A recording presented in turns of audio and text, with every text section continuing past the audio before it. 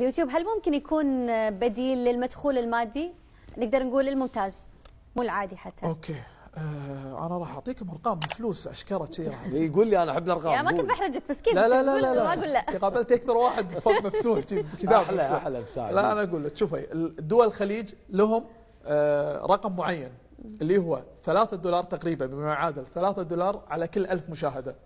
فانت كم تبي جبتي مليون مشاهده $3000 على المقطع الواحد مو شهريا. احنا قاعدين نفترض يبغى مساعد ينزل 5 مقاطع بالشهر والخمس مقاطع كلهم مليون والمليون كلهم من الخليج بس.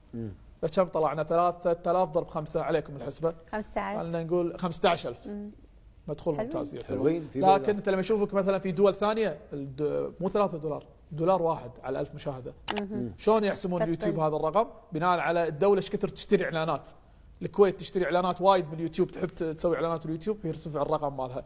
امريكا مثلا تروح على $70 $80. يعني امريكا انت لو عندك قناه باليوتيوب ويطالعونك 100,000 بس بالمقطع الواحد يمكن شهرين تشتري بيت.